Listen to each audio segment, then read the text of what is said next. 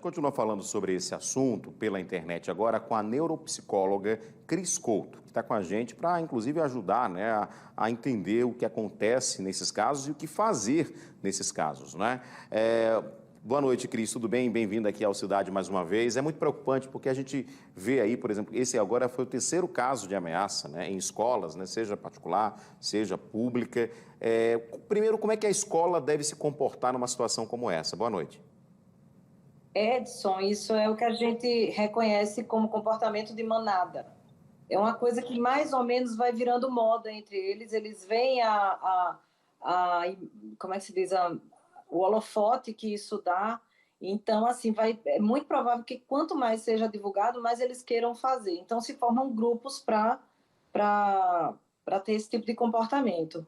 Com relação à escola, ela tem que lidar com isso como qualquer boato. Então, surgiu o boato, o primeiro ponto é investigar. É importante, a gente está vivendo num momento muito sério, onde as crianças e os adolescentes eles têm acesso a redes sociais, mas eles não têm maturidade para o uso dessas redes sociais. Então, muito facilmente, eles podem xingar, ofender, através de Twitter e de todas as redes sociais, mas não teriam coragem de fazer aquilo frente à pessoa que está sofrendo a ofensa. Entendeu? Então, eles estarem atrás da tela preta, a tela do celular, dá uma força para ter mais mentira, para ter mais ofensa facilmente e até para criar esse tipo de história. Né? Isso é muito sério.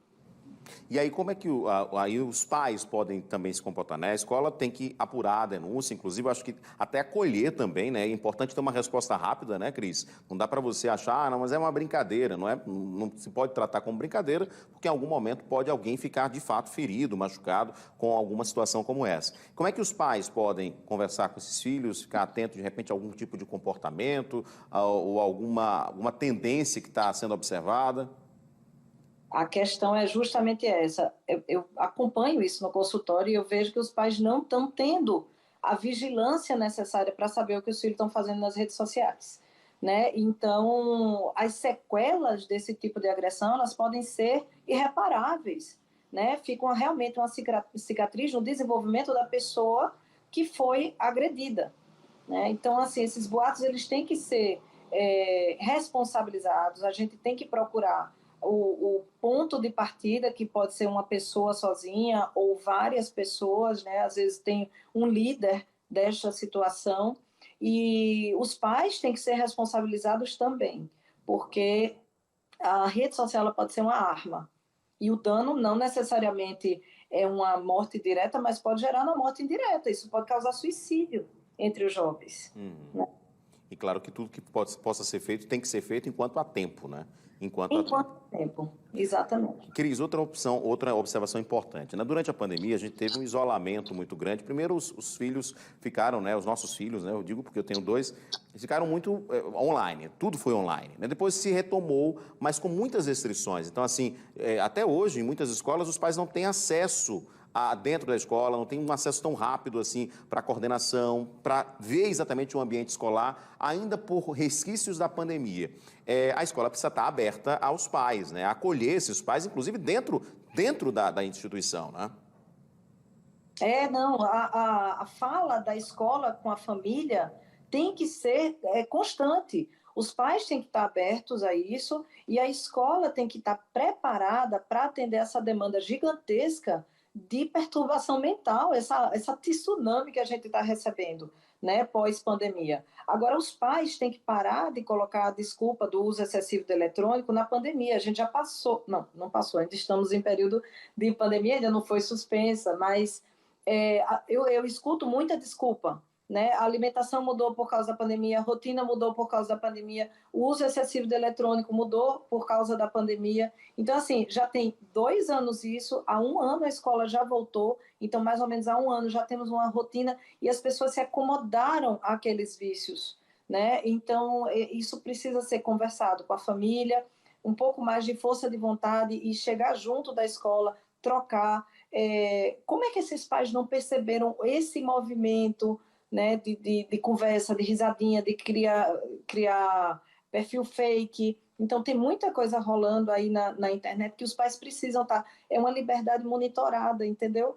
Porque as crianças não têm essa maturidade. E a escola sempre está chamando, acho que a escola até está fazendo um papel danado, assim, eles estão se virando em mil para tentar atender, mas algumas situações têm que ser criadas, em questão de educação mesmo, é dentro de casa, sabe? A empatia para o próximo, valorizar a diferença do indivíduo, né? E não massacrar. Isso é que é uma coisa importantíssima.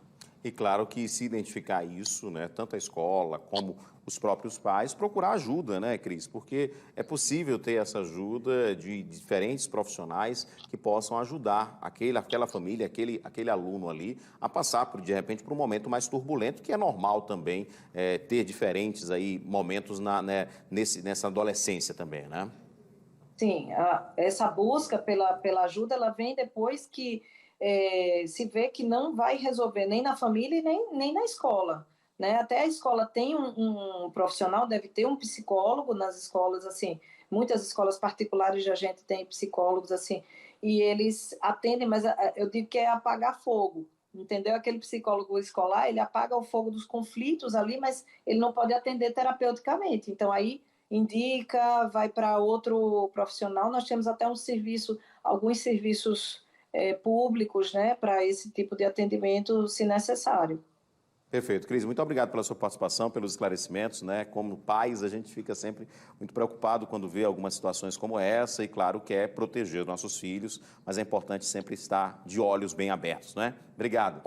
Edson, eu que agradeço. Tchau, boa noite. Obrigado. Cris Couto, ela que é especialista, né? E trouxe para a gente um pouquinho mais sobre essa situação. Preciso estar bem atento. Como ela falou, vigilantes, né?